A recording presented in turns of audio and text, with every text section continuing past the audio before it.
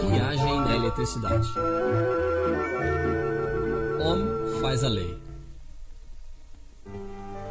Nós abordamos hoje o degrau superior de nossos altos estudos elétricos. Então, resumamos as coisas para aqueles que não estavam aqui. Assim que, sobre uma fonte de tensão U, medida em volts, ligamos uma resistência R, medida em ohms. Passa uma corrente I. Ei, passa uma corrente I, eu disse. Uma corrente I medida em amperes.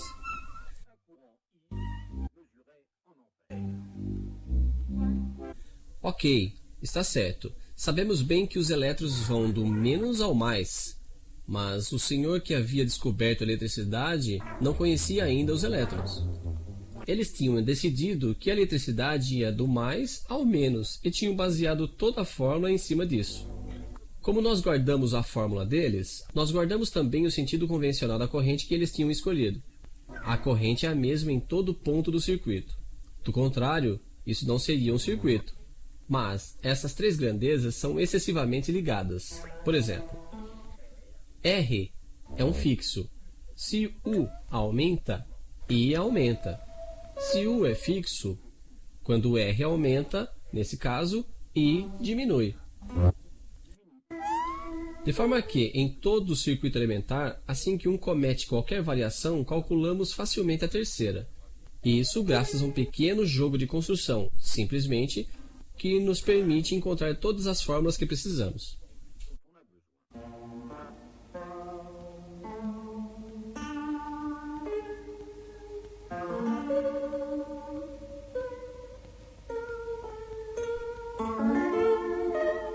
Mas isso é o beabá. Agora uma pequena colocação. Eu tenho um aparelho a transistor que funciona a 6 volts, mas o Sr. Volta tem somente pilhas de 1,5 volts para nos propor. Mas eu sei bem que empilhando 4 pilhas no sentido correto, eu terei meus 6 volts e minhas músicas. Eu fiz o que chamamos uma ligação série. As tensões dos geradores se juntam. Se eu colocasse minhas pilhas dessa forma, nesse caso, as tensões não se juntariam. Isso é o que chamamos de ligação em paralelo ou em derivação. Série ou paralelo são os dois modos de ligar geradores em um circuito. Quanto à resistência, é exatamente igual. Há dois modos de ligá-las, em série ou paralelo. Em série, elas se juntam. Em paralelo, bem, nesse caso veremos.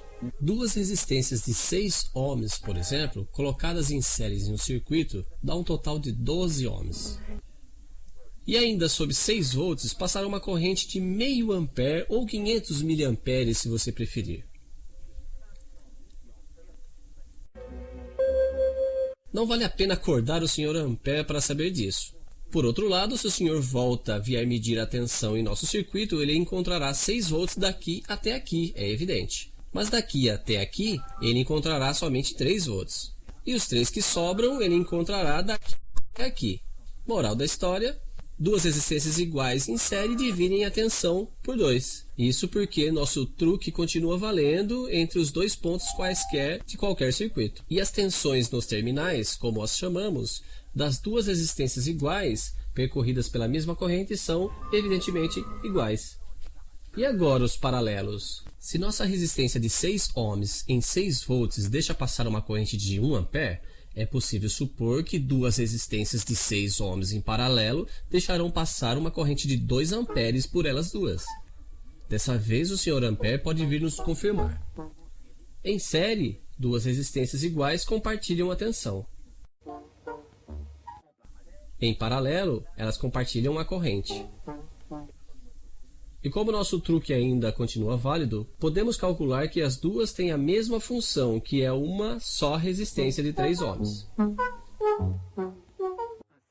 Assim, quando duas resistências iguais são colocadas em série, elas fazem uma resistência total de 2 vezes maior. Colocadas em paralelo, elas fazem uma resistência equivalente de 2 vezes menor. E quando elas não são iguais, o que vocês farão em sua opinião?